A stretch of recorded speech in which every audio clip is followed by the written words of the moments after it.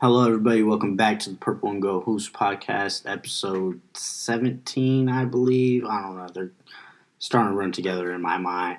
As always, it's Adam. This is Kevin. Coming to you with all the Lakers news. We got quite a few games to talk about. We got 5 this week, and last time we've had this many games was when we first launched the podcast. I think we went over like 7 games in that first episode. Hopefully it won't be that long because that was ridiculous. But we got 5 games, all of them post All-Star break. We'll start with Boston with the win against Boston in Staples Center, and that was a fun game. It was real fun. The last time they had a game that fun was Christmas. You feel like the Christmas game was fun? Oh, I felt like the Christmas game was real fun. Even though the Lakers choked it away and they should have won, I was into the whole game. Yeah, I thought it was real fun. But the Boston game was, oh my God, that was amazing. I wish we would have beat them by more than what we did. It was only a 2-point win. Correct me if I'm wrong. Mm-hmm. I believe the final score was 110 to 108, 114, 112. I'm sorry. Well, it was the first time in a long time that LeBron James actually knocked down that fadeaway jumper. Oh my God. And what Kevin is referring to is the game was close throughout the entire game. Fourth quarter, it came down to literally the last shot. And LeBron hit it was an out-of-bounds play.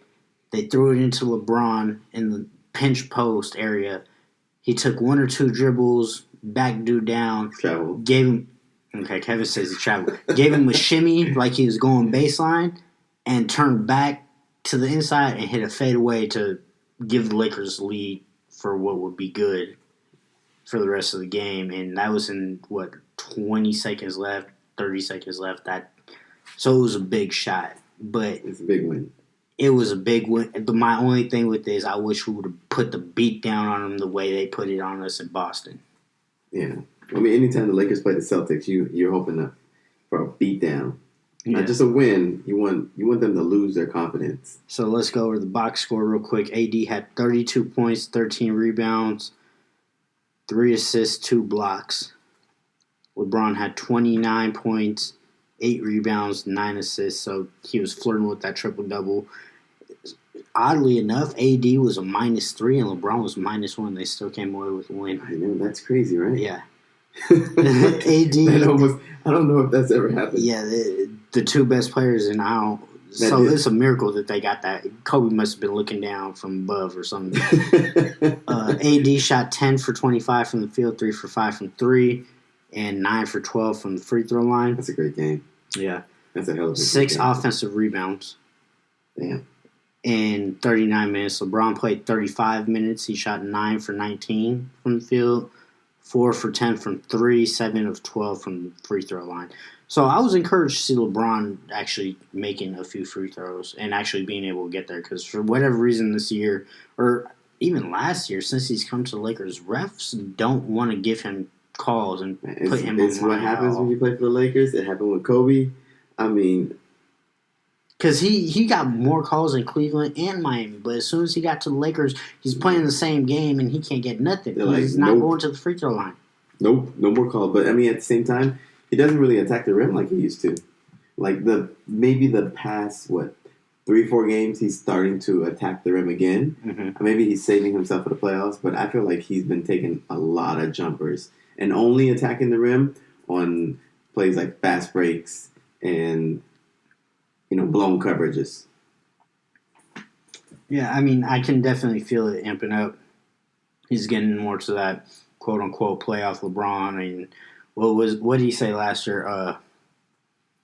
I'm turning on the jets or the afterburners or like whatever corny phrase or playoff mode is activated or whatever it was whatever. And then he came out and after that groin injury and they lost to the Clippers the first game back. Yeah, they lost to Atlanta right before the All-Star break. Yeah. And they lost to everybody else in the league after that. So I mean, but this year I'm actually feeling like he's locked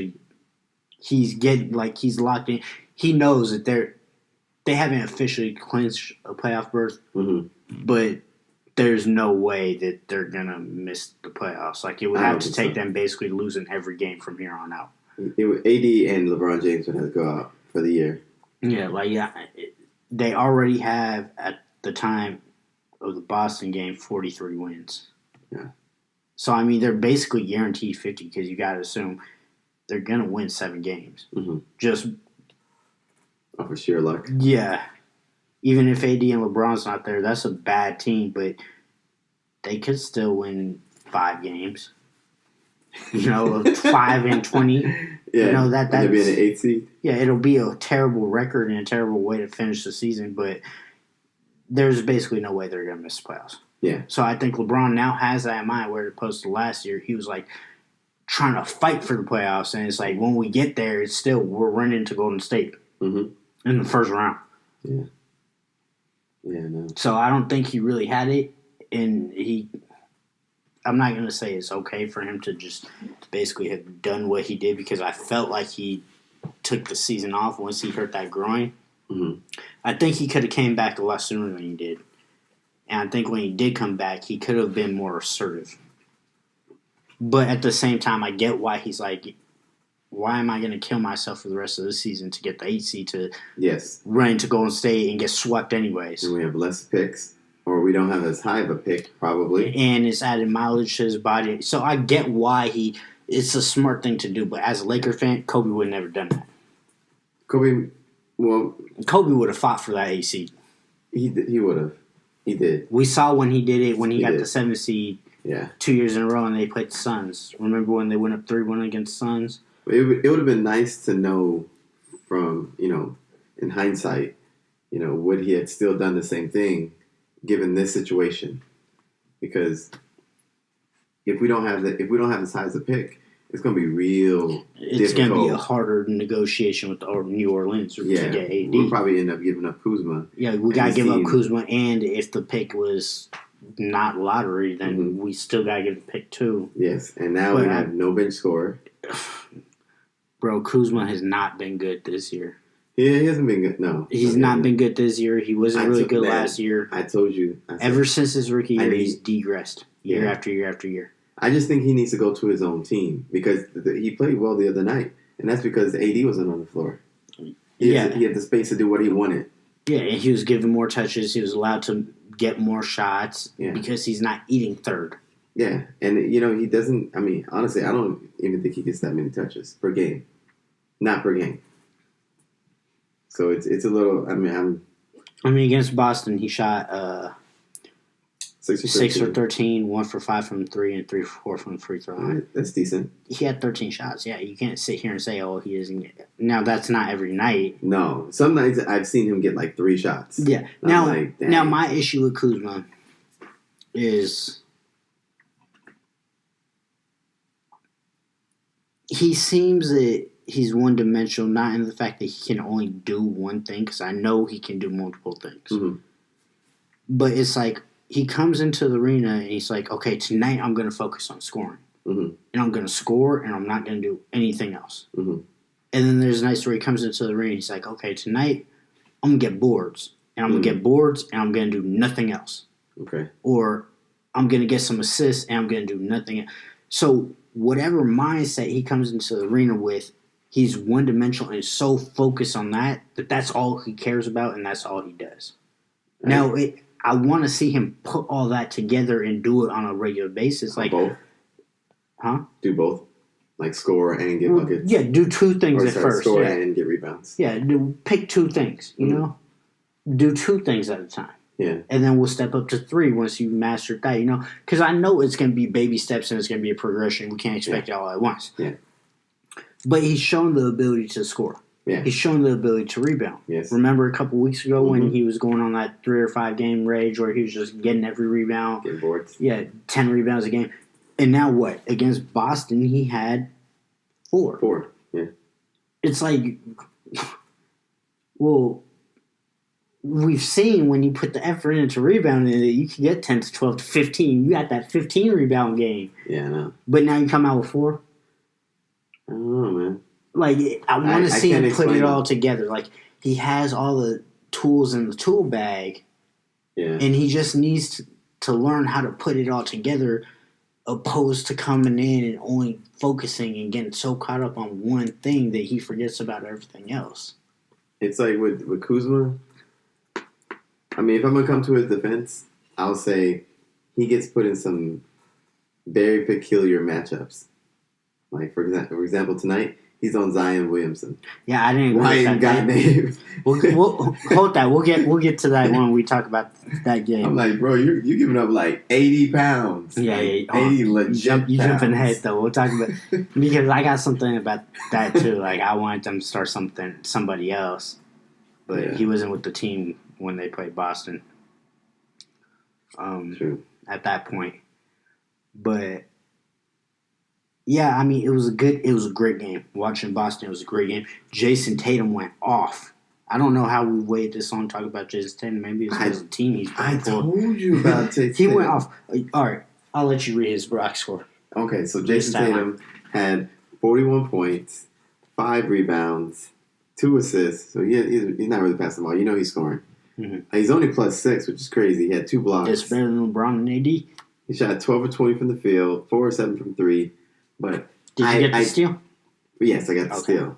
But I told you a while ago, I said, I wish the Lakers would have picked up him instead of picking up Lonzo Ball. But I also knew, I said, if we would have picked him up, we would have gave him up in that AD trade. So there's no way we would have been able to keep him. Yeah.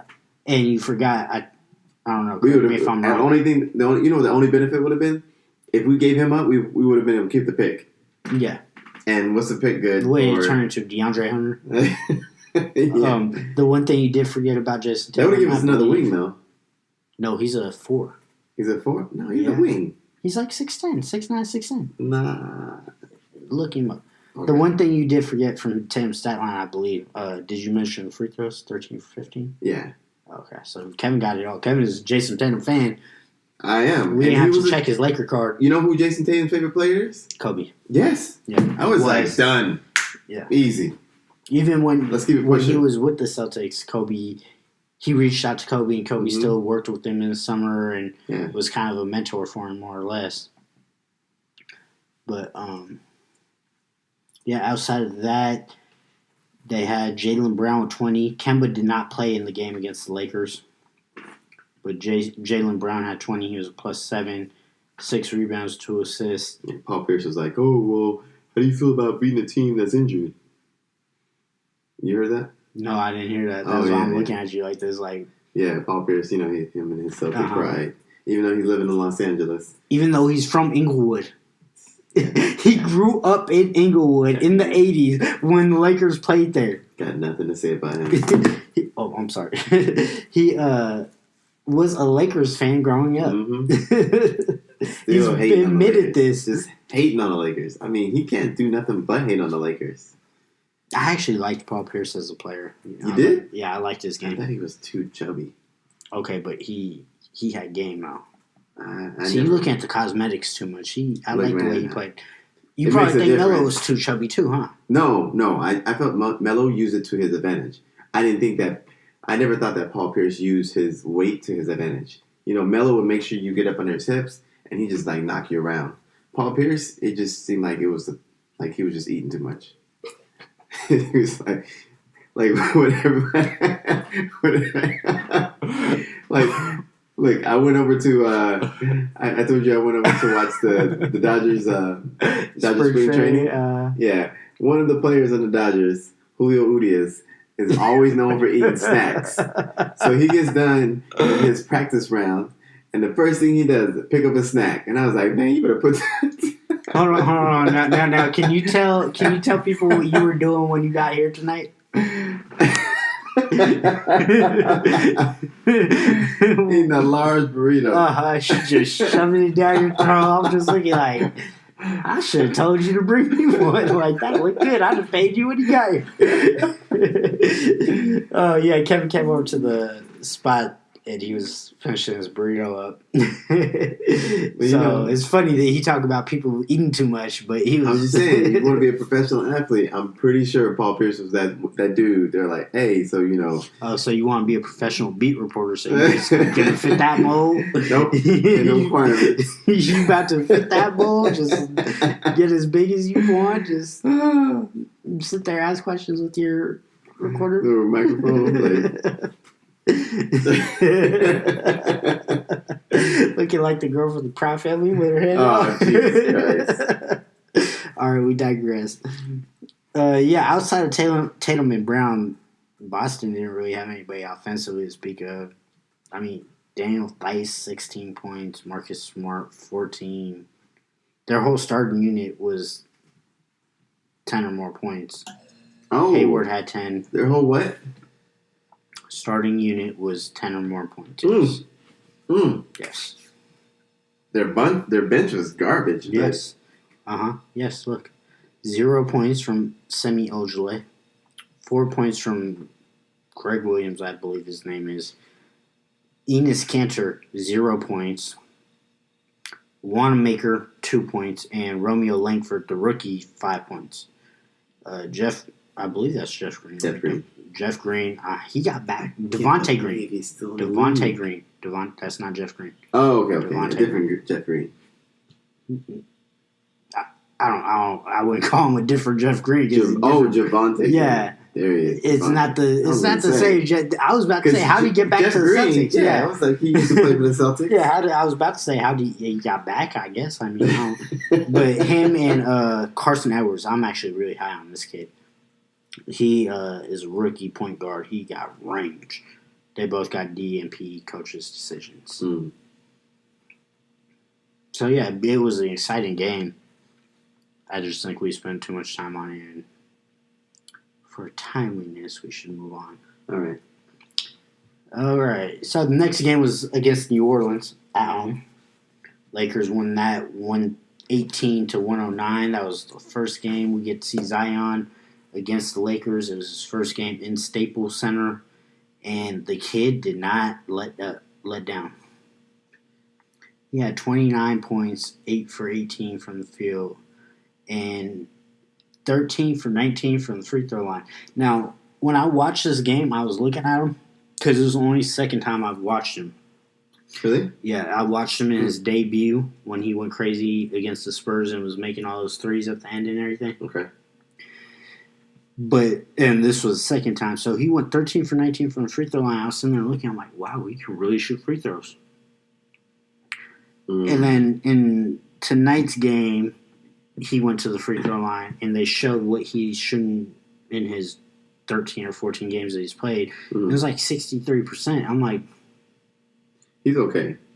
And I was like, I guess he can't shoot free throws. But then tonight he was making them. We'll get, not to talk about tonight too much, but yeah, you can tell by the way he's shooting it. It's like a straight bullet, and if it's not online, it's not going to go in. I mean, he was making them against the Lakers, so 8 for 18 from the field, 13 for 19 from the free throw line, 6 rebounds, 3 assists, a steal, and 29 points. I mean, I was impressed with him. Ingram led the team, though. He had 34. And there it is. Zoe had 10, 8, and 8, so he was flirting with the triple-double. And Josh Hart had 3 points, 3 rebounds, 1 assist in 22 minutes. Cover the baby Lakers from last year real quick. Onto our side of things. AD had 21, 14, 3 assists, a steal, 6 blocks. That's another good game. Yeah, LeBron had the big one, though. Yeah. 40. It's first 40-point game this year. 6, yeah, first 40-point game this year. The knock on him, those 7 turnovers, again, I don't know what's up with him in turnovers lately. After that, Danny Green had a good game, 17 points. KCP with 15. Caruso had 8, but he was a plus 20. I'm sure you're going to tell me about how he turned the game around. Who? Caruso? Yeah. Caruso! Mm-hmm. You know, Charles always like, Ginobili! Yeah. Yeah. So it was a good game.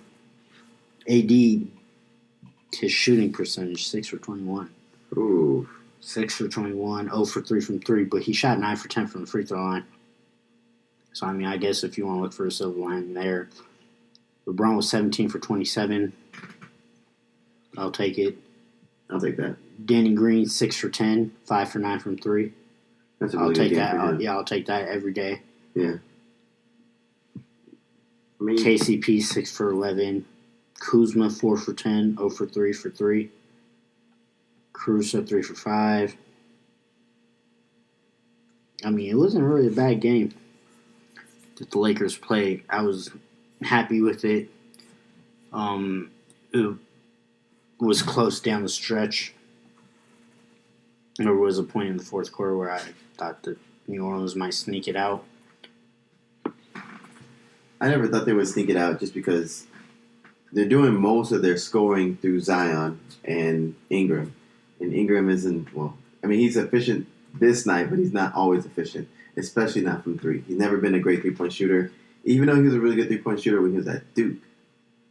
Closer 3-point line. Still, like, I don't know. What does Ingram shoot mid-range? Because that's more his mid-range is money right there. Yeah, so that's more or less what the college 3-point line is. But if you watch Ingram at Duke, he was primarily a 3-point shooter. Mm-hmm. And then he gets to the NBA, he's like, it's almost like primarily like, hey. mid-range. Do you get what I'm saying? So if you lay the courts on top of each other, the 3-point line in college equates to what mid-range is in the NBA. So that's why his mid-range is so deadly. Cause I get that. I get that part, but he doesn't even. He gets closer to the basket now than he got into college. Like he was a straight up, just like move the ball within the offense, and I'm gonna shoot a wide open jump shot when it comes to me and I have my opportunity. That's who he was, and then he comes to the NBA and he's like 4 or 5 feet from the basket, Whereas like if he just stayed with the same shot, I would get that. That makes sense, but that's not even who he is. He's that long, slinky, slow-paced, I'm going to drive on you, and then my arms are like 10 times longer than yours, so I'm going to just dunk on you. But this is why I told you, when you were all hyped up, you were made the All-Star. He's a bust, bro. He's not a bust. He's a bust. Look, you cannot make the All-Star team and be a bust. How many All-Star teams do you think he's going to make in the course of his career? I think he'll make a few, especially playing next to Zion. Can you put a number on it?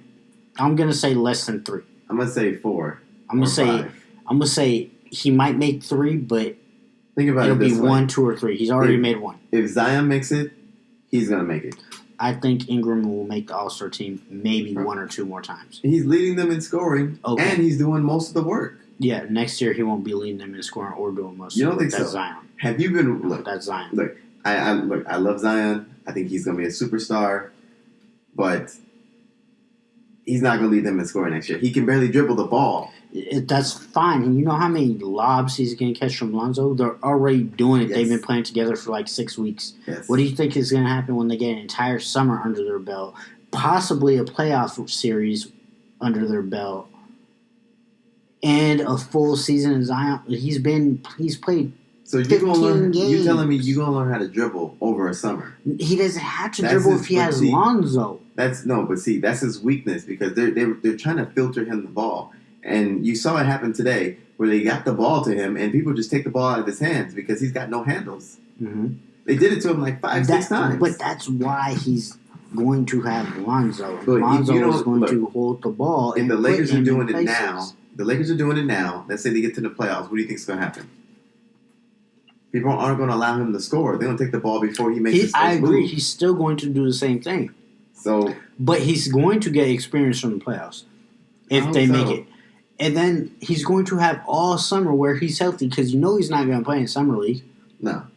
So he's going to have all summer where he's healthy to be able to work with Lonzo, with B.I., with Josh Hart, with the team, Jackson Hayes. They have a very young core who's probably going to all work out together to get to learn how to play with each other. They're going to have all summer to do this. Okay? Work out individually. They're going to have preseason. And they're going to start the season with, instead of Zion being hurt and having surgery, God forbid it happens again, but they're going to have the full repertoire of players who've already started to build chemistry, and now they're going to start the season with that. They've been hot in their last 10. I believe they're like 7-3. They've been hot lately. The reason their record is as bad as it is, and it's 25-33 for the game we're talking about, is because they lost 13 in a row to begin the season. Well, that's because they got it. Well, that's a whole other subject.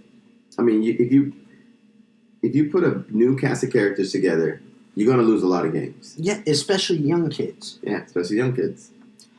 But that's my point. They're going to have a whole another basically 6 months from now. Even if you had Zion Williamson at the beginning of the season, you're still going to lose a bunch of games because they're going to. Yeah, but I don't think that 13-game losing streak would have been that bad. I think they might have went maybe 5-8. No, I'll give you that. I'll give you 5-8.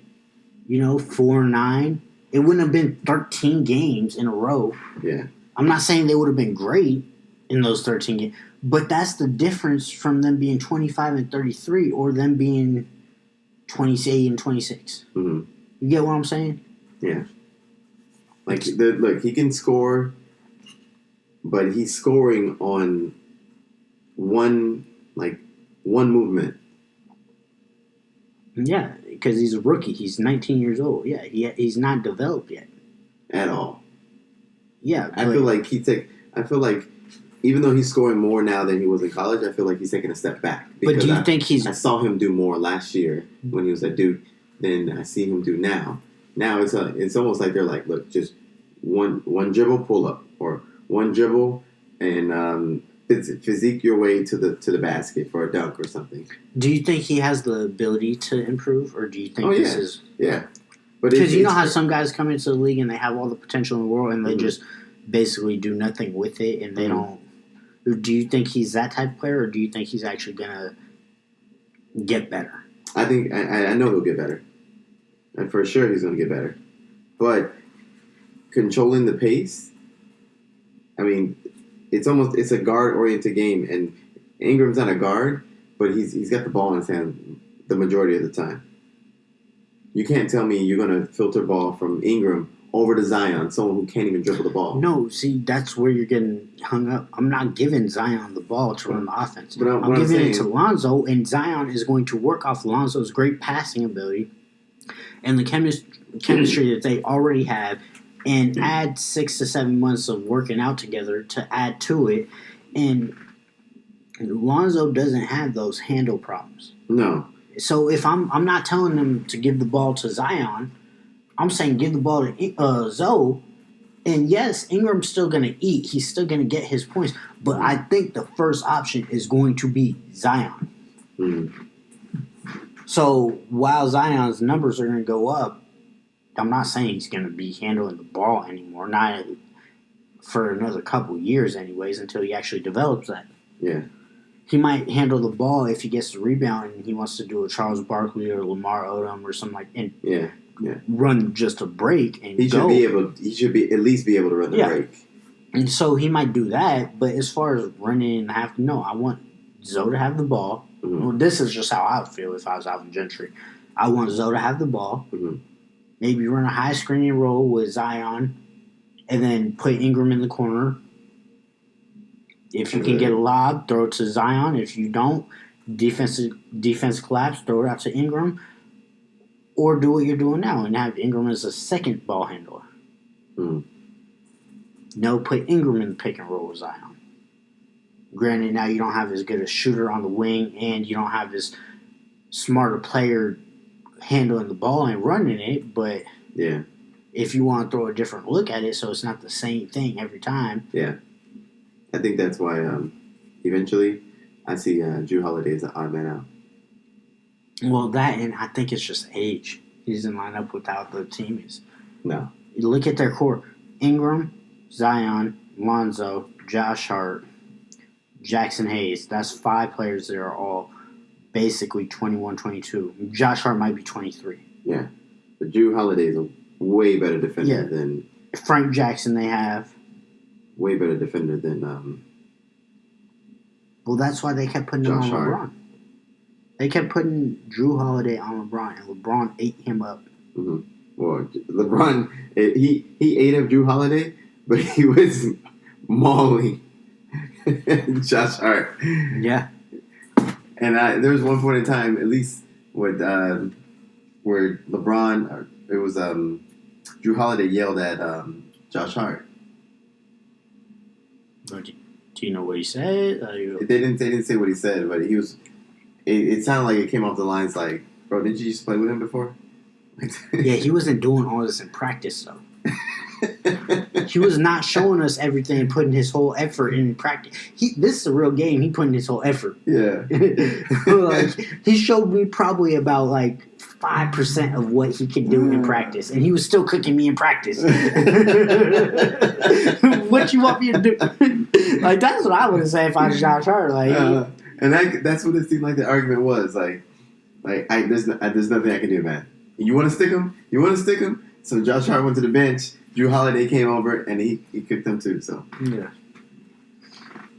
So that's New Orleans. You got anything else about New Orleans? I know we talked about a lot of different things, mainly New Orleans. Yeah. But I think that's good a little bit because it gets kind of tiring talking about the Lakers and all.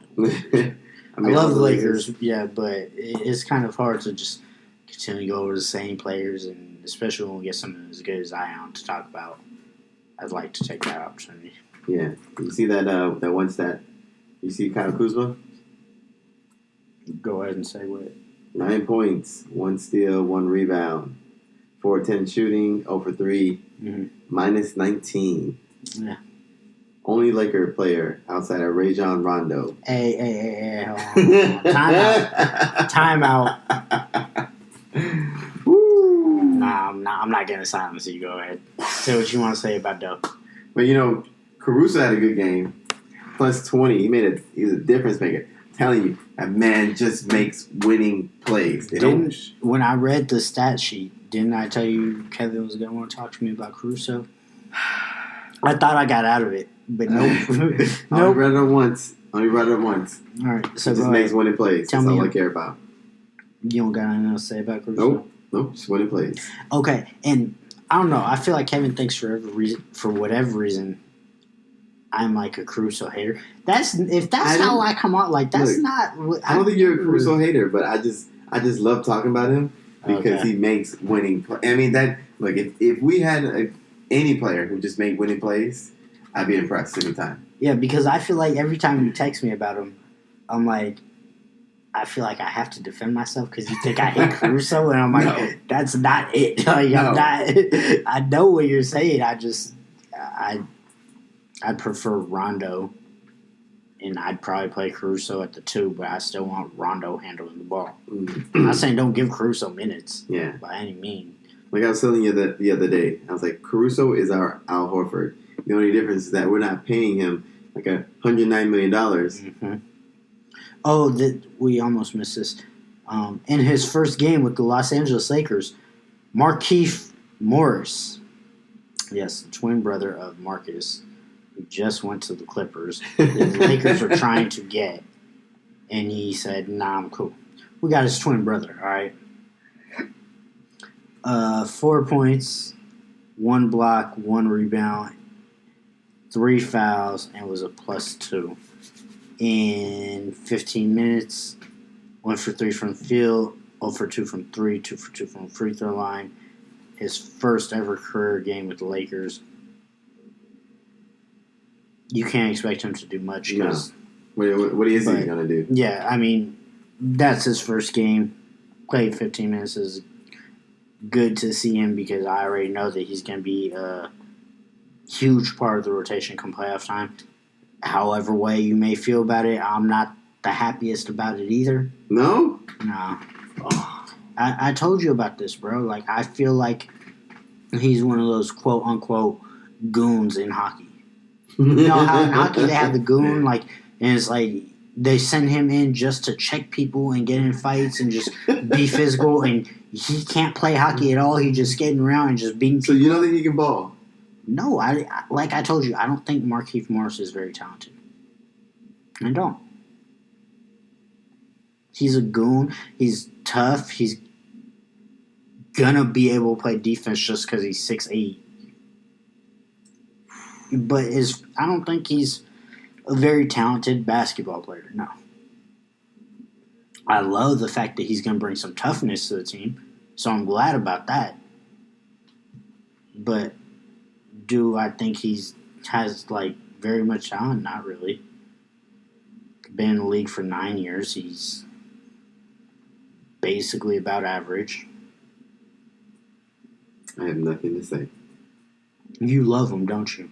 Yeah, I really like him. He can knock down threes. He's an extra defender that we needed so desperately. I gave him the defensive part of and he brings the toughness.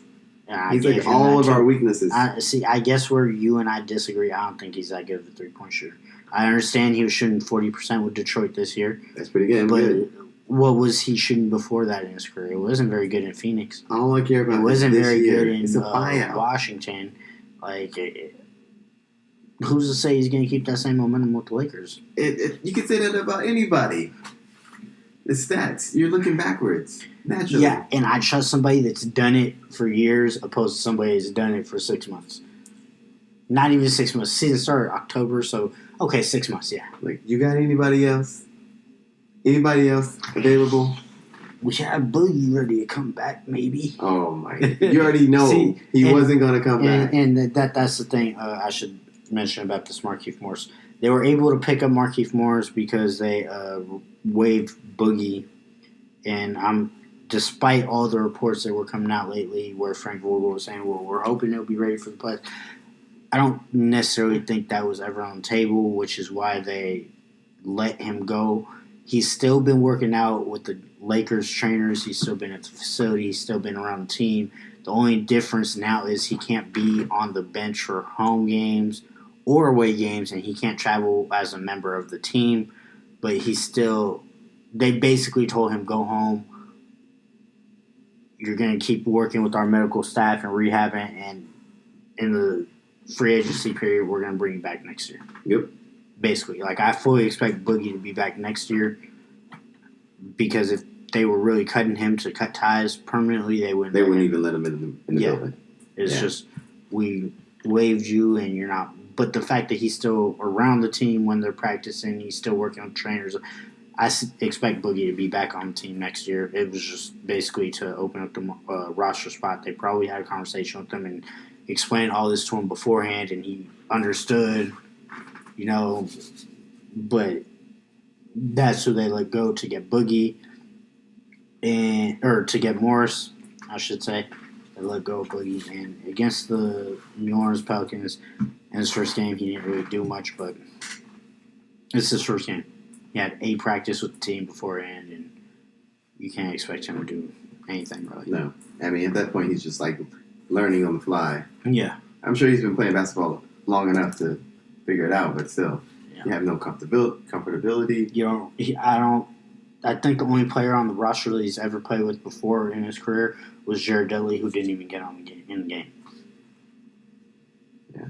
Outside of that, these are all brand new dudes. I'm sure he's known or he knew through playing against and in the offseason, but as far as playing on the same team, Dudley's the only one. Yeah. Anything more about New Orleans?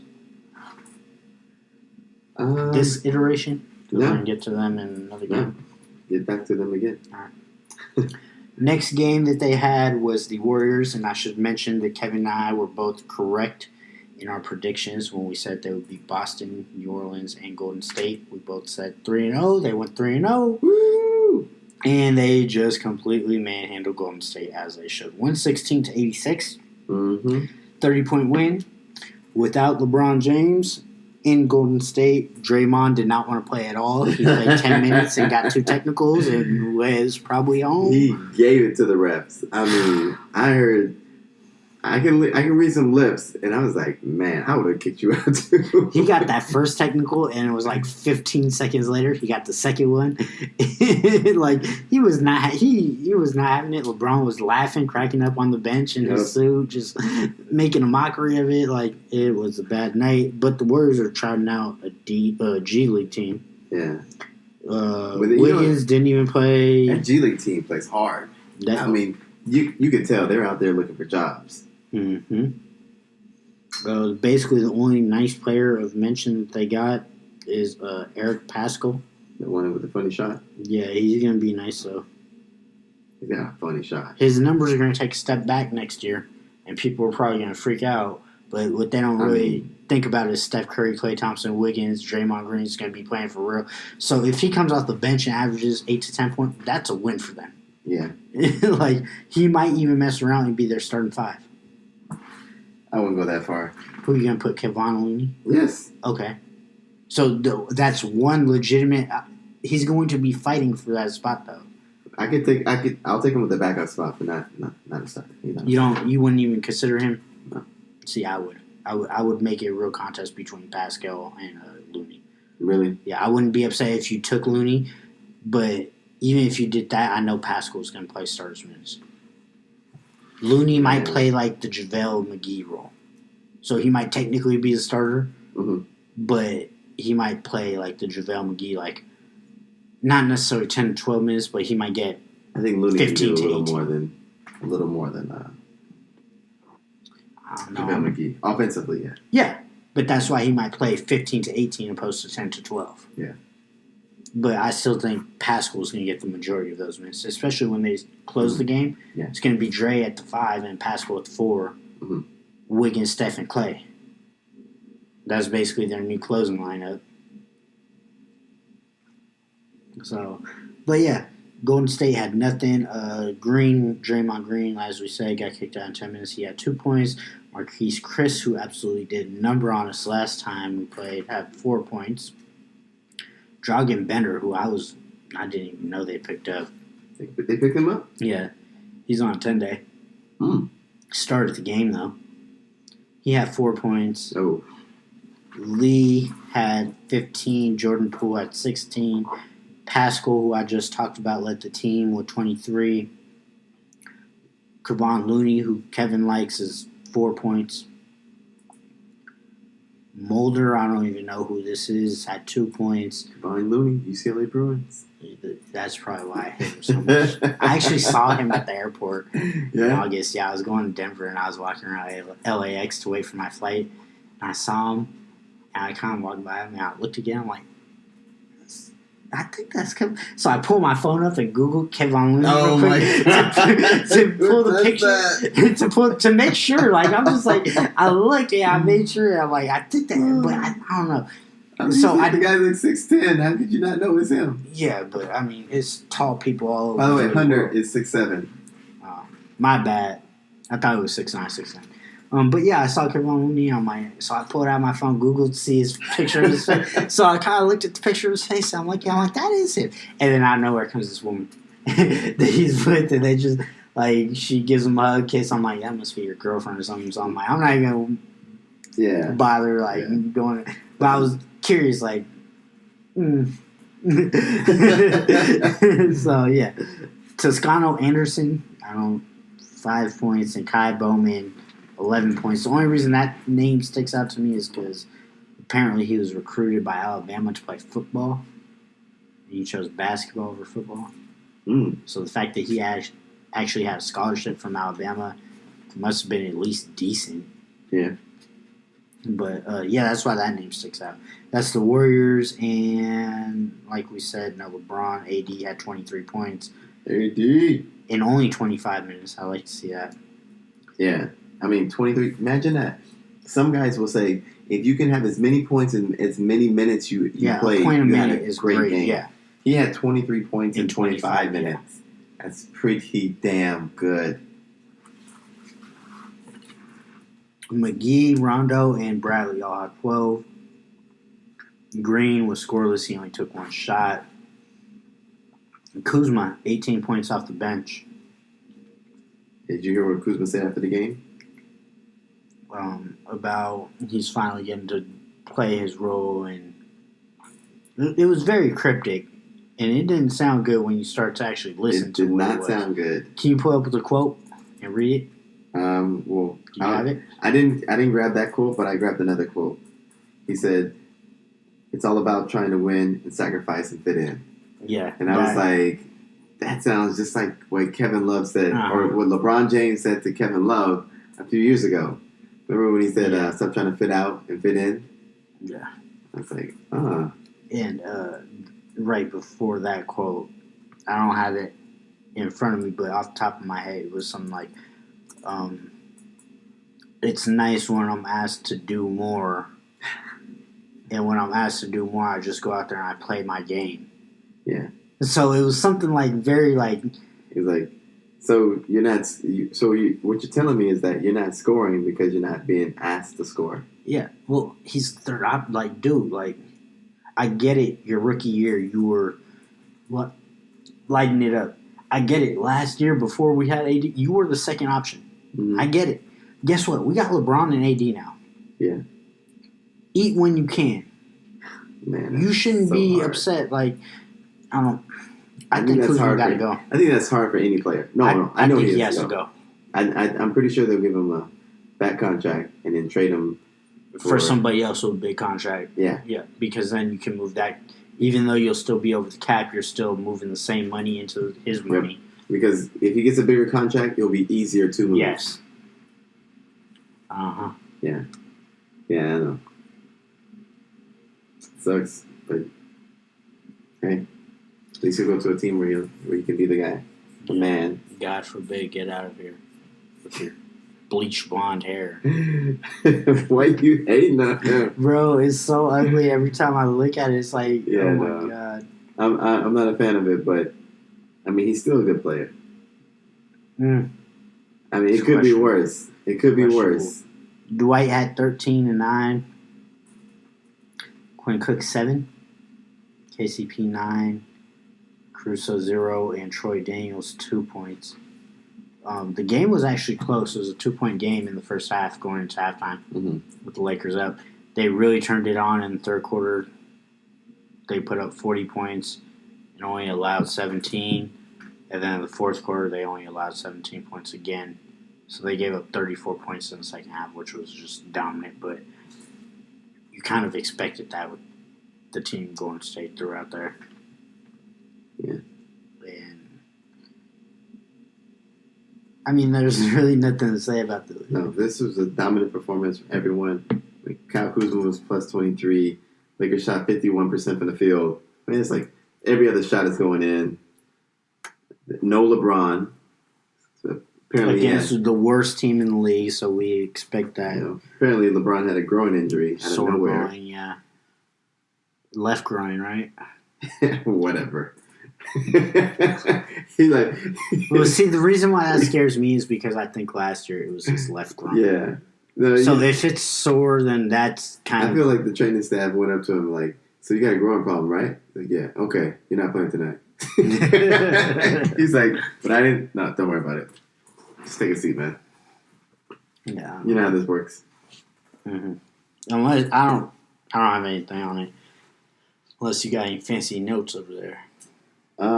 No, it's nothing but good things. But the one thing I noticed is AD is so good at altering shots. Yeah. So good at altering shots. And you might say he's soft, but it makes a hell of a difference when he's not in the game. Because there are times. Now, hold on. The reason I call him soft, it's not the effort. It's not the fact that I know on the defensive side he intimidates player. I just want him to get down in the post offensively more and bang. Again, I'm glad you brought that up because I actually forgot about it. Against Boston, they had Jaylen Brown guarding him in the post. And he was not doing any. Jaylen Brown was giving him a hard time. AD is a good 6 inches, 7 inches taller than Jaylen Brown. Mm-hmm. That, for example, that's a situation where I expect more toughness. You should not let Jaylen Brown hold you down in the post. Okay. If Jaylen Brown's guarding you in the post, AD, we should be able to dump the ball off to you every single time and get a bucket. Dump the ball to you, clear the floor out, and let you go to work. This dude is 6 inches shorter than you. Have some toughness. You're letting Jaylen Brown get at you in the post? Dude, that's what bothers me. It's that type of stuff. And the only reason that happens is because AD has a skill level and the talent to dominate down there. He can. We've seen it in spurts. So Valanciunas. It's toughness. So Valanciunas. AD doesn't play. Valanciunas is 20 and 19. Yeah, 22 and 20. Yeah. We're not. If you want to move on to that game, that's a good transition. Or you got anything about Golden State? Just one other thing. The fadeaway by Kyle Kuzma, it's way better than LeBron's. Okay. Way better. I'm not a Kuzma fan. I'm not a LeBron fan, but I'm taking LeBron on that one. You gonna take LeBron on his fadeaway? His fadeaway's terrible. I don't trust anything about Kuzma's game. What? It's too shaky. It's too. You he set his man up hot. perfectly. You get scalding hot like the sun, or you get freezing cold like damn Pluto.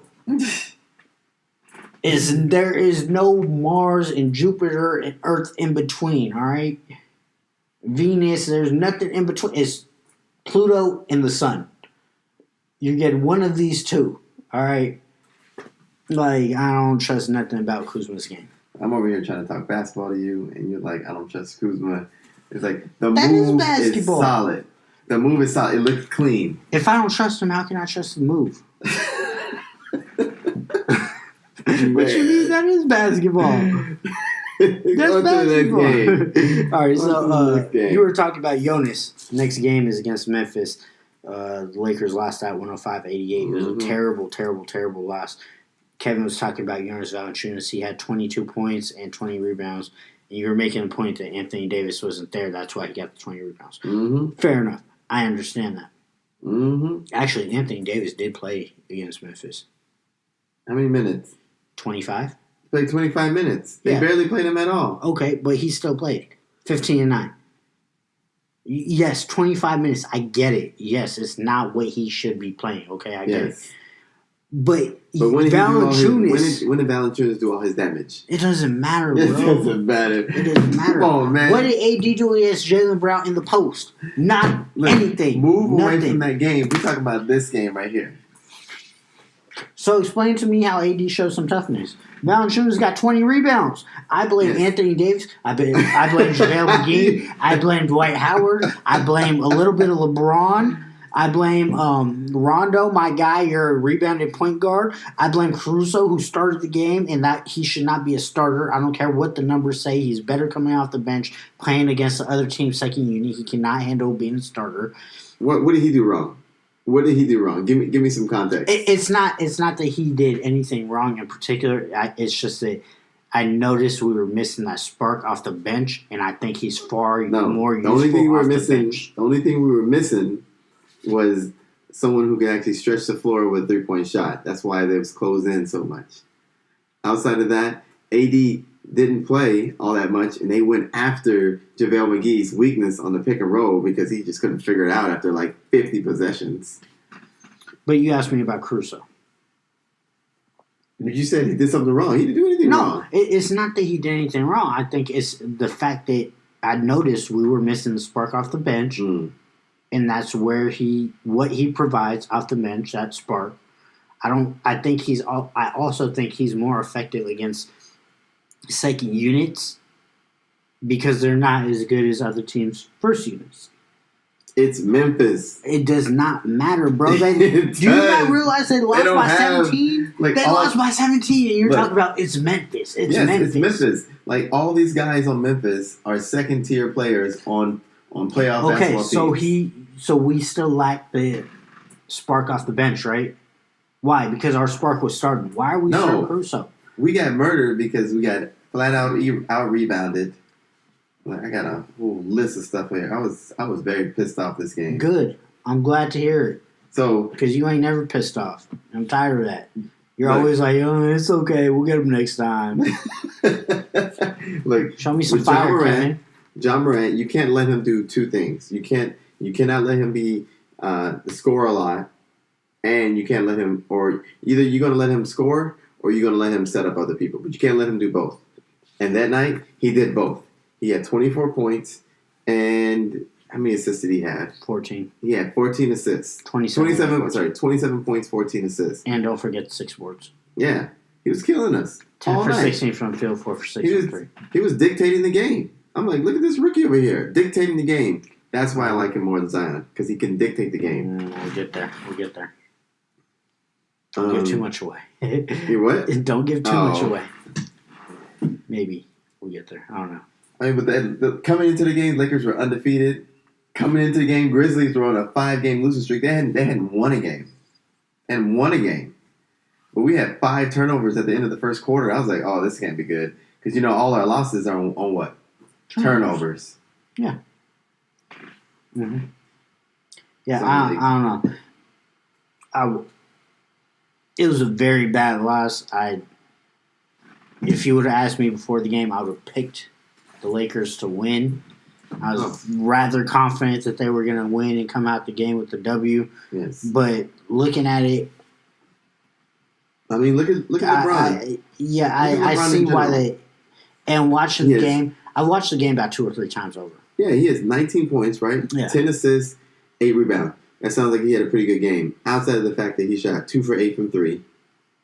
He only had 19 points with AD playing 25 minutes. You know, if AD is our leading scorer and he's only playing 25 minutes, that means you need to step your game up. Yeah, well, I think the coaching staff, they came into because they want to do load management, but they don't necessarily want to do it the way the Clippers are doing it. You get what I'm saying? Yeah. Because this is about this is the second game in a row AD only played 25 minutes. Yeah, it is. And then I think in the Pelicans game, the first time, he was going up for a block and with his left hand, and he got the block, but he hurt the elbow by banging it on the backboard. Yeah. So I think that might be a little bit sore, but he's kind of been toughing it out and wanting to play at least some. Mm-hmm. So I think they're kind of trying to load manage AD. Yeah. And then Dylan Brooks was killing us in the beginning of the game.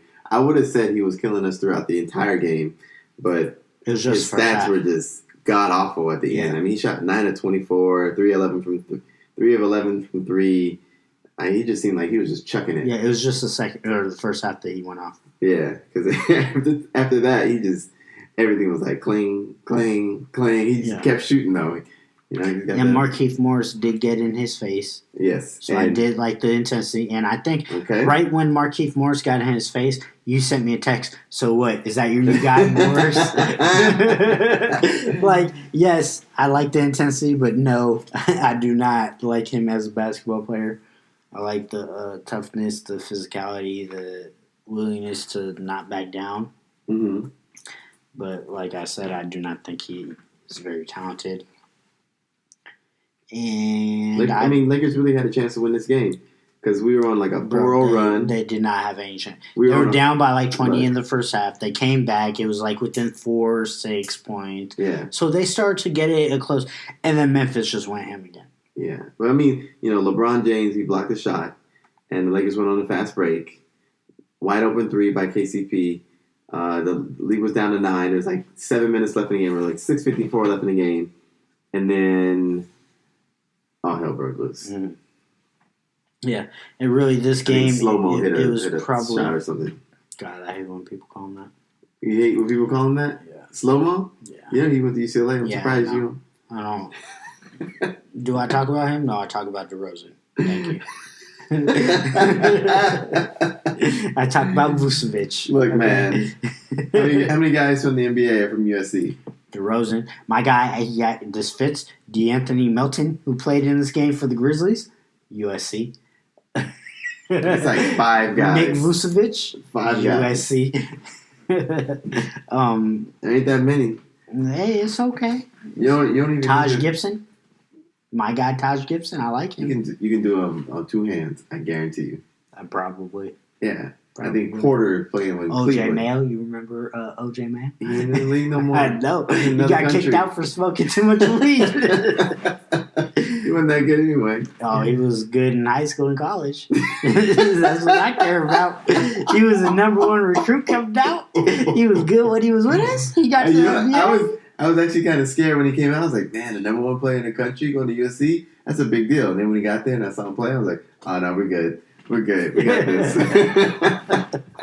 Oh, my God. Yeah, this Memphis game, it was a bad loss. This was probably one of the top 3 worst losses of the season for me. I would say first was the Boston loss. Second would probably be one of the Clippers loss, whether you want to do the Christmas Day or opening night.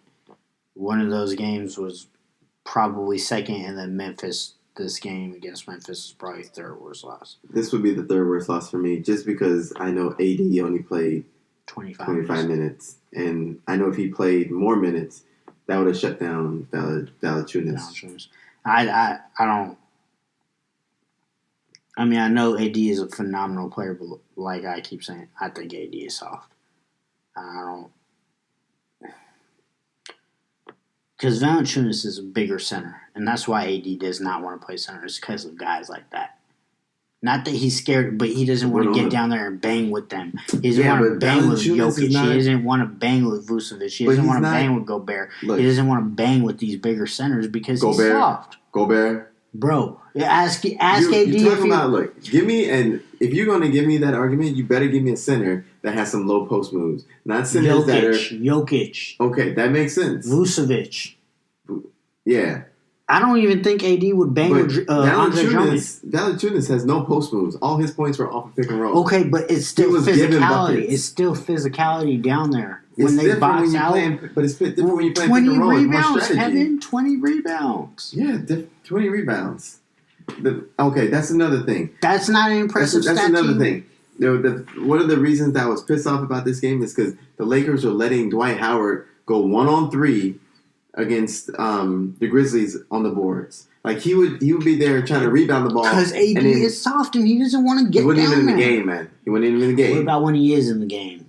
These are all times that he wasn't in the game. Okay. This is when the league got extended. Okay. Because I think they were up by 2, and Dwight Howard would be up there trying to rebound, and he had like 3 Grizzlies on him, and all the other Lakers were like down court, like, oh, he's got this. And I'm like, bro, there's like 3-on-1. Okay, so explain to me how Valanciunas had 11 more rebounds than AD. Because he played how many minutes? Valanciunas played 31 minutes. 6 minutes more. That accounts for 11 rebounds? Yeah. You're getting 11 rebounds in 6 minutes? Come on, Kevin. That's ridiculous. 11 rebounds in 6 minutes? How many minutes did he... Players should be averaging 40 three times. 2 or 3, yeah. Yeah. How many minutes did he actually play against AD? He did not play that many minutes. You act like I had a pen and paper out, like, okay, that's 1 minute, 2 minutes. I would have done it. Oh, no, I'm not. You're just a freak. That's why. And I say that in the most loving way possible. Like, I try to take notes, but then I have to look down to write it. And I miss stuff. And I'm like, what I missed? And then I just get so caught up in the game. I'm like, you know what? Forget this damn notebook. It's like, for real. I get upset that I'm not looking at the game every second. Like, yeah, that's why I never come with notes. Like, that's why. Because I can't get them down quick enough. Jesus Christ. And I'm too cheap to pay for the DVR. Use your phone. I still got to look down to type. Yeah, so anyway. Like, I don't text. When the game comes on, bro, I throw my phone. I don't. They triple teamed Dwight Howard on the rebounds. They managed to knock the ball out of his hand or push him around. We couldn't buy a call the entire night. And then we had all these doggone turnovers by most notably LeBron. Okay, so hold on. Anthony Davis, JaVale McGee, and Dwight Howard combined 21 rebounds. Mm-hmm. Valanciunas. Dude, they were triple teaming 20 rebounds by himself. So our 3 big men out rebounded their starting center by 1 rebound. But I'm giving you examples of exactly how it happened. Dwight Howard would be under the basket, right? Okay, so who were they triple teaming him with? Valanciunas and who else? There'd be like 2 or 3 guys surrounded by him. So he'd try to come down with the ball, and someone would try and knock the ball over or push him out the way, and the ball would get tipped over to Valanciunas, and he'd get an offensive rebound and put it back in at the same time. The next leading rebounder for the Grizzlies was Ja Morant and Gorgie Dang with 6. I'm telling you how it happened. I looked at it like 5 times. It's toughness, man. That's not toughness. That's just not playing smart. I feel if they were tougher, they'd grab those rebounds.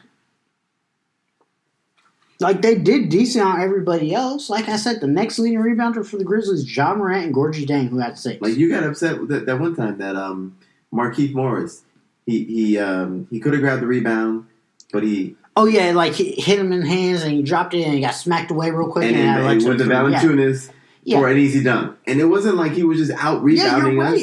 It was just a bunch of those. And that's why I say he has no talent. You're a professional basketball player. You get paid millions of dollars. You've been playing this game your whole life. You went to college because you could play this game very well. And you can't grab the ball when it comes to you. It fell right in his lap, and all he had to really do was just grab it. That was one time. Sir, if you can't grab a ball when it's right in front of you, how am I supposed to expect you to have talent? You You don't Sir. think any of the Lakers have talent. Sir. All right? You don't think any of the Lakers have talent. You should have heard how I was talking about him last year. If you think I'm harsh this year, you should have heard me last year before they got AD. I mean, I don't know how a guy's name you think Patrick Beverly has talent when you get on these guys. I like my guy Pat Bev. That's my dude. Ooh. You know what it is? The toughness and the physicality. Yeah, but everything else? He affects the game. He affects the game, bro. Okay. We'll talk about that come playoffs, hopefully in the Western Conference Finals. I'm like, you ready to move on?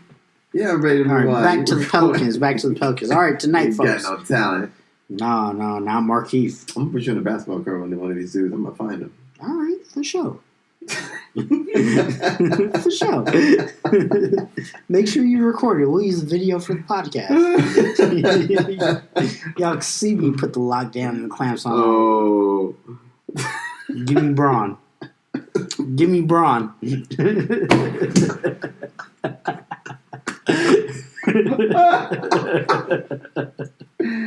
Oh man! All right, enough jokes. Just waiting for him to walk through the door. For your ass out here. I don't have a basketball court. All right, on to the next one. New Orleans again. This time on the road. That was again we keep referencing tonight. The Lakers won 122 to 114, pushed their record to 46-13. Tonight it was no AD. Kuzma started in his place. He had 20 points. No Caruso. No Caruso either. Braun had 34. JaVale 8. Avery Bradley and Danny Green. And Markieff Morris had 10. KCP had 13. Dwight had 8 and 6. Who made an impact this game. He was actually playing physical. Go figure. Imagine that. It didn't even matter the way they were calling things for Rondo had 4 points. Quinn Cook had 5 points. And before the game today, probably about an hour or two, I would say. Mm-hmm. Before the game, the Lakers announced that they were waiving Troy Daniels. I almost say Avery Bradley. I'm like, in my head, I'm like, that's not right. That's not right. That's not right. Troy Daniels. Thank you, Kevin.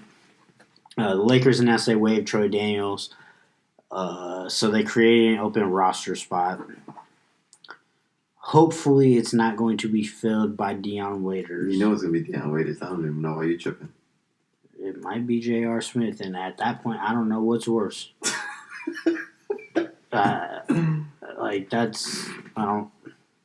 That's like tell me, would you rather go to hell or would you rather go to purgatory? Well, at least Dion Waiters played this year. So you want hell because J.R. Smith will probably be purgatory. Yeah, I mean neither one is a very good option. Look, it's the like, last vision I have of J.R. Smith ain't pretty. At least the finals. Yeah, man. Game 1. Oh my God! Like I don't know how many times I've said it, but look, you should always know when, where, how where you're at on the basketball court, and for him to just forget during the finals, and of all times to forget what the score is, it's unexplainable. Yeah, it's a phenomenon. I can't. I mean, I won't say that, but yeah. So tonight against the Pelicans, it was a more comfortable win, despite no AD. As I said, the Pelicans side of things, Ingram only had 15 points this game, so they contended more. Zion, that name again, Zion, led them in scoring with 35. He had 7 rebounds. Zoe flirted with the triple-double yet again, 19, 9, and 9. How do you like what Zoe's becoming? That's who he should have become. Do you think it's more because of the offensive play style? Yep. Where Gentry wants to run up and down. Yep. I mean, Luke did too, but he was more structured. Mm-hmm. Whereas Gentry's just more of like 7 seconds or less. Free flow. Yeah. It makes more sense for him to play for him. Which is why I was telling you. No, I'll say that. But This kid Zion is real. He's going to be good. I think I saw a stat tonight that it said tonight was his 10th straight game scoring 20 points or more. Yep. He's averaging 24 points, 7 rebounds, 2 assists, with a 25.57 PER. Now, the PER, the average is 15. Mm-hmm. So 15 is average. Okay. 30 is amazing. Yeah. He's at 25. He's a rookie. He's played like 14, 15 games. But he's played 14, 15 games. He's going to be special. In every game he's played, he's done something. Uh-huh. Yes, I understand a lot of his shots are dunks, but he's put it up. I mean, at this point in his career, he's like Blake Griffin. No, I'd say he's a little bit more advanced than Blake. His last 10 games, he's averaged 27 points, 6 rebounds, 2 assists. Come on, man. Like Blake, even though Blake was dominant rebounding, and I'm sure that's what you're looking at right now. Are you? Mm-hmm. But I don't think Blake in his first 15 games averaged 27 points. No, Blake Griffin, his first year, I think he was injured. Yeah, he was injured, but his first 10 games, 15 games, So it'd be technically his second year, but he was still eligible. That's how he won Rookie of the Year because... Yeah. And he jumped over a car. Yeah. Well, I mean, in his last 10 games, 27.2 points. Come on, man. This kid at 19, he's dominant. All I'm saying is that he's being force-fed. And I don't know if he can do... I don't disagree with that. And it's a lot of transition buckets, but you spoke to me earlier about you thought he was still going to be the number 2 option next year. Mm-hmm. I don't think so. And like I said earlier, first of all, I don't think so because Zoe is going to be running the point. And you're going to have basically what I told you last time we talked about the Pelicans a few minutes ago. You're going to have him run the point, and Zion is going to be the number 1 option, even though he's not handling the ball. Another thing about Zion is he's a fuck. I guess the numbers don't say it, but from the 2 games that I've watched him, he went 11 for 13 tonight and 16 for 19 the first time. Like, he's a pretty damn good free throw shooter, if you ask me. Now, I guess the numbers say 63%, but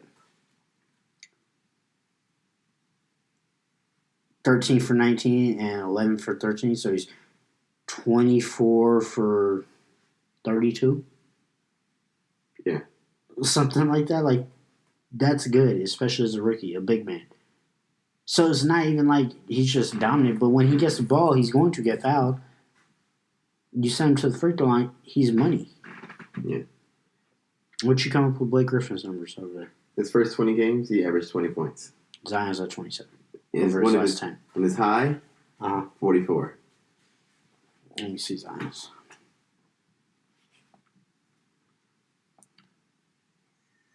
I'm just saying, he's being force-fed. And it's not to say that he's not talented. I mean, of course he's talented. He can jump out of the sky. But he's also being force-fed.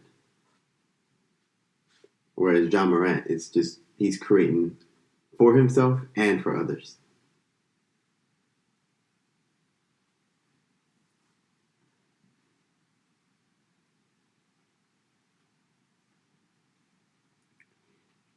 By the way, you forgot to mention LeBron James.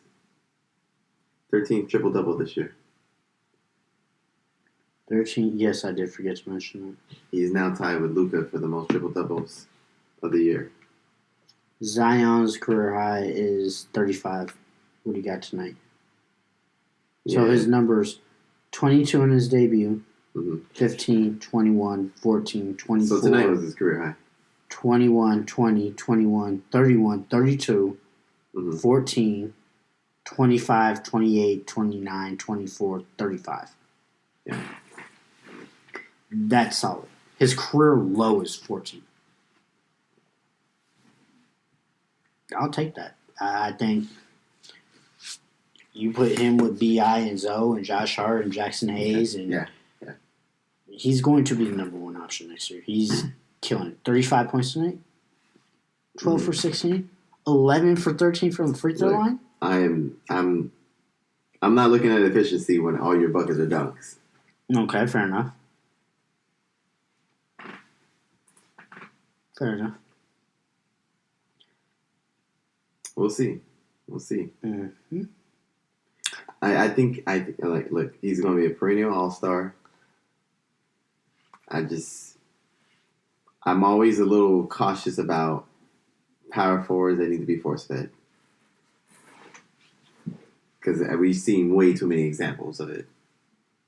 And how it doesn't work most of the time. Okay, so about this game. Do you have anything besides the box score? I personally feel like it should have been a lot easier to win. I understand why the game was close in the first half, especially no AD. You're playing on the road. This team is fighting for the 8th seed. Yep. Much like Memphis was last night, so I understand, but I feel like it was too close to route. Look, I'm really excited that LeBron James decided to,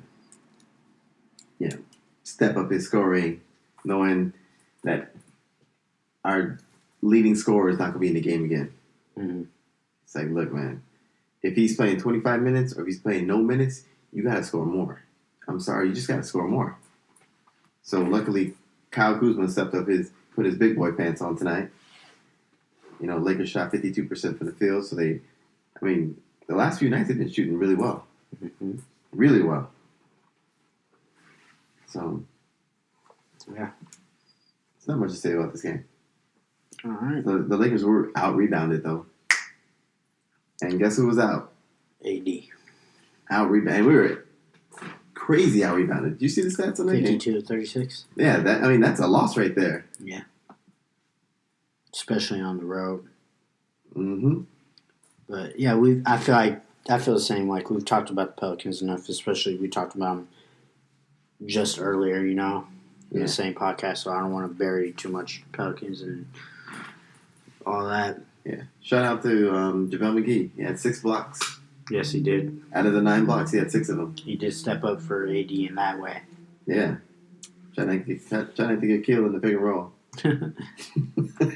Like, dang, bro. How many times you got to see it? He's not the smartest basketball player, though. I'm just saying, like. Yeah, so Kevin wanted to talk about some load management type stuff. I'll let him get into that. Oh, God. So it's really getting on my nerves. Like, I wish they would just come out and say it. Like, you know what?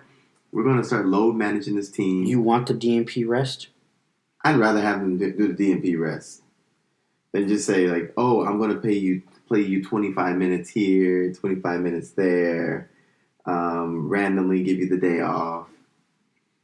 Because some of these teams are actually coming for us right now, like Memphis, like New Orleans. They need those wins, to supplant themselves into the playoffs. So I get it, but I'd rather have LeBron and AD just off. Same time, off, not playing at Staples Center. Rather than just doing whatever we're doing right now. Because I feel like that's the reason why we lost that one game. And we really, really need to be pushing for that one seed. I mean, the way I see it is I've been barking up the tree all year. I want load management, but I want it in the way of... In the fourth quarter? Yeah, you guys go get a big lead, hold on to it. The bench needs to step up. And if we go into the fourth quarter leading 20 points, 25 points, I can sit you guys and you've only played 24, 25, 26 minutes. Because while full game off sounds good, I feel like you still need to have that routine, and I don't want them to get rusty. I don't want them to get... Because come the end of the season, once we do lock up that 1 seed, hopefully we'll have 2 weeks left of games. And then once we have it locked up, okay, then, yeah, take the night off. So you're getting a good 2 weeks off anyway. Mm-hmm. but handle business now, and then when we get there, if we have that luxury, we'll take advantage of it. But you got to earn it. I don't believe in just giving it to him. Okay. So you also don't like the way he's doing it? Not really. Because there's no way we're going to get a lead if you take out LeBron or AD. Yeah, and just go with one of them. Yeah. I mean, I don't really like it, but at the same time, the teams that he was doing against the Warriors, LeBron. Yeah, it'll work against the Warriors. Exactly. He probably expected. I think LeBron actually played against the Grizzlies. I think both of them played. So, I mean, that was probably an expected win. AD didn't play against the Pelicans. We still came away with the win. So, I mean, he's doing it against the lesser teams. Now, what'll be interesting is if he continues to do it coming up. Oh, no, These next 5 games. Because they have Philly, they have Milwaukee, they have Houston, they have Brooklyn, and there's someone else in the next 5 games are really interesting. So if he does it then I mean you can't expect to win if you sit either one of those guys. Yeah. So I have a problem with it in the sense that he's sitting them completely. But if he's going to do that, I'd prefer it's against the bad teams, which is what he's doing. Mm-hmm. These next 3 games will be the hardest games the Lakers play all season long. I just looked at it too, and we're going to get into that for our predictions. And I don't know what to go with this right here. The back of my mind said 0-3. Really? Let's hope not. All right. Well, we're kind of cutting it on time. You want to do this last topic? The Ja versus Zion? Okay. You give me your... I'm taking Zion, right? Yeah, I'm taking Zion. I love Ja Morant's game. He's going to be a dominant guard in the league for a long time. It would not surprise me if he makes 10 to 15 All-Star games. It would not surprise me if he's considered or talked about for the Hall of Fame by the time it's said and done. That's 15 to 20 years from now, but looking down the road, it would not surprise me if he gets that much accomplishment in his career. I think Zion is going to do the same, but I think Zion is just going to be a monster, and he's going to dominate the league for 10 to 12 years. And he's only 19, and he's only going to get more mature, and he's going to grow into his man body, and he's going to get more developed and more skilled. And you think he's going to grow into his man body? You think he's going to get bigger? Well, I think he's going to get. I think he's going to get bigger in the sense that he's going to lean down, and it's going to be more muscle opposed to fat. Okay. He still has all the baby fat, So That's when I say baby fat. when I say he's going to grow into his man body, I think it's going to slim down, and he's going to be more defined. He's going to be more muscular. Mm-hmm. I don't think he's going to be Charles Barkley. Right now he is. Yeah, right now he is, but he's 19. He's a baby. Look, when do you think your metabolism is the fastest? When you're young. Yeah, when you're 19. Yeah. What's going on, man? This sandwiches. This is his first year with what I'm assuming is a personal chef. He didn't have that growing up. He didn't have that in college. So you don't think he had that at Duke? Not know to for this sure extent. he had that at Duke. Not to this extent. Not to this extent, I don't. Because they probably got that chef living with him. And he don't eat nothing that chef doesn't allow him to eat. If I don't think he's eating whatever that chef is giving him because he looks bigger than. You think so? Now it's that New Orleans food, the beignets and you better stay away. Stay away, kid. All that Popeyes he going through. Too many chicken sandwiches, Popeyes chicken. Okay, hold on. So, quick question, completely off topic, because I know you've ate Chick-fil-A. I seen you in class and just munching, and I'll get so bad like that. It smells so bad. You never brought me one. Chick-fil-A or the Popeyes chicken sandwich? Have you tried the Popeyes one? I've had both. Which one do you like more? Look, when I tried the Popeyes, you can tell they had the potential, but they were like stingy with the sauce. Popeyes is always stingy with the sauce. Yeah. You always got to ask for hot sauce. You always got to ask for honey. But if they gave me enough sauce, I'd say Popeyes. But since they don't, I'm going with Chick-fil-A. See, I like both. I think the Popeyes one was amazing. Uh-huh. I go with Chick-fil-A just because I think the quality of chicken breast is better than the quality from Popeyes. Yeah. Both of them are great. Yeah. But I just lean I lean Chick-fil-A. Quality. Yeah, because of the quality of the meat. Yeah. I just had to ask since we're on Cajun. But yeah, I'm going Zion. Make your case for Ja. So, right now Zion's got, 24 points a game, 6 rebounds, 2 assists. He says PR is 25.57. Mm-hmm. And then John Moran, 17.7 points per game, 3.5, far larger sample size too. Rebounds, 7 assists per game, mm-hmm. and his PR is at 18.15. Okay. Of course, he's been playing a lot more games. Yeah. He's got a lot more miles on him. A lot bigger sample size, which is what I just said. And I mean, that's not a knock because it's good to see that he actually has been healthy, where that's kind of a negative for Zion because you don't really know if this kid's going to be healthy. Yeah. Just from what he's shown based off this year. Yeah. But I think when they're on the court, I'm leaning Zion. What I see from both of them make rookie mistakes. Mm-hmm. A lot of rookie mistakes. And both of them are going to be great. Yeah. Yeah, both of them. I mean, those are perennial superstars. Yeah, I'm not knocking. I'm not saying Ja is a bum or anything. I just think Zion is going to be the face of the league. Yeah. And I think the only one that might be able to take it from him is Luka. Well, I don't know. There's some guys coming that might be able to put him out. Luka is special. Yeah. But here's where I side. So one, I told you, I think the weight is a problem for Zion. Mm-hmm. And if he gets smaller, he'll get better. It'll be easier to handle. 2, most importantly, the ball handling skills. He's going to have to get in the gym. I don't see any ball handling skills from John Moran. Of course, he's a point guard, so he always has a ball in his hand. Mm-hmm. He dictates the game. You see him dictate the game in pick and roll options. And you know why he's probably so good at pick and roll? Why? Because he played AAU with Zion.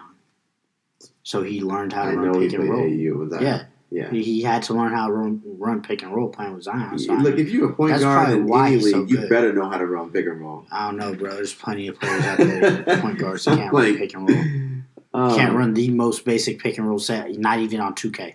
Like, I'd be looking at some of these NBA players like, it's not that hard. Like, you really just have to look at what the defense is doing, and, you give me this? Okay. You drop back, you went out of the screen? Okay, I'm going to pull up for this jump shot right here. Oh, you want to come over the screen? You want to send the big man to rotate on me? Okay, I'm going to take you to the rim. Yeah. It's not hard. But you still have to have the physical attributes. Like John Morant, he's so fast. He dictates the game based upon his speed. Mm-hmm. Like, there's nothing you can do about it because you can't coach speed. So when I see him running the pick and roll, when I see his soon-to-be developing jump shot that he needs to have, the mistakes I see from him are easily correctable. The mistakes I see from Zion take time in the gym. That's where I side. I'm like, those are just like for example, I think he got caught in a trap. Again, when John Moran was playing against the Lakers, he got caught in a trap. Now you can go over to walk more to the side, say, next time you see this, you should approach it this way. Whereas I see all of Zion Williams' mistakes are based upon him not being able to get outside of what he needs to do. He's like a bull in a china shop. I mean, technically tonight he should have had 3 or 4 personal fouls because those are all offensive fouls. They're just giving him the benefit of the doubt because he's national a TV showcase game. They don't want him fouling out or getting in foul trouble. But those are all charges. Yeah. So I mean, like I said, the NBA has been doing a horrible job at that, letting people extend their arm and just not calling it. But I just think, man, John Morant's gonna be. I agree. I think John Moran is going to be a beast. I just think Zion. And he's with the worst. He's with a worse team. I'll give you that. Yeah. I mean, he's going to be able to grow with Jaren Jackson Jr. So that's going to be a nice, big little combination in 3 or 4 years when they grow up. Who else on this team do you think is staying? Dylan Brooks will sustain. Dylan Brooks and Josh Jackson, right? Yeah. It's Josh. He's a good defender. He has the potential, but I don't know if he has the maturity level to actually. Yeah. But then and look at New Orleans. Who's staying on that team? The whole core. I've named 5 of them already to you like 2 or 3 times. Exactly. So it's and they're loaded up on draft picks from the Lakers, so they're only going to get better. Yeah. But I feel sorry for John Morant because he's in a worse situation, but I still think he'll be the better player, individual, or he'll actually get bigger.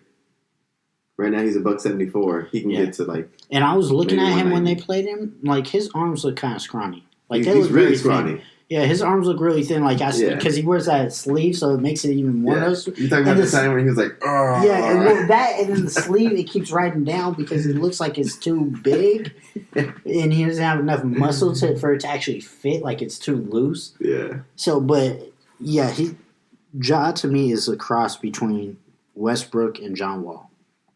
Nah. He has Which way? Westbrook's tenacity, athleticism, and ability to attack the rim, but John Wall's speed. Okay. I thought you were talking about basketball IQ. No, just like pure physical abilities. Because he's already running the pick and roll better than both of them. Yeah, no, I'm just talking about like physical attributes and things like that. But I think we kept everybody too long, so real quick, we're going to get into our predictions of the next 3 games as we normally do, closing out the show. And the next 3 games, this is a killer, bro. I think Kevin already alluded to what he wants to do. He said 3-0 or 0-3 in the back of his mind when he looked at it. It's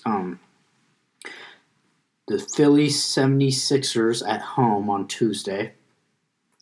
The Milwaukee Bucks at home on Friday, and then the Clippers on Sunday, which is a quote-unquote Clippers home game. I'm going to go 2-1. I'm going to go 1-2. I think the win is against the Sixers because they don't have Joel Embiid or Ben Simmons playing. But at the same time, I watched them play the Clippers today, and they were giving the Clippers the business in the first quarter. I was texting you, this Shake Milton guy. I'm going to be having to watch out. He had a career night, career afternoon, whatever you want to call it. I'm going to call it 1-2. I think Milwaukee's going to be a close game at home. Hopefully the Lakers will be able to win that, but I still think they're going to lose to the Clippers. So I'm going to go 1-2 with the win against the Sixers. I'm going 2-1, win against Philadelphia, win against the Clippers. Loss against Milwaukee. Length. The length. All right, people, and there you have it.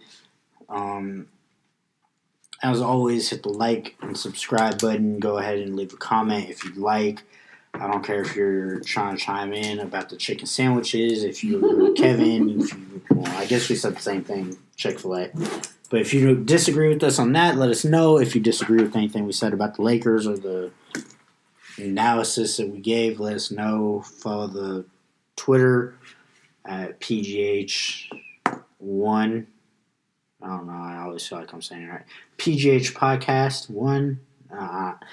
Kevin knows it. Hopefully he'll bail me out and say it. If not, he's just going to die from laughter. Struggle. Yeah. Have a good night. We'll talk to you guys next week. Good night.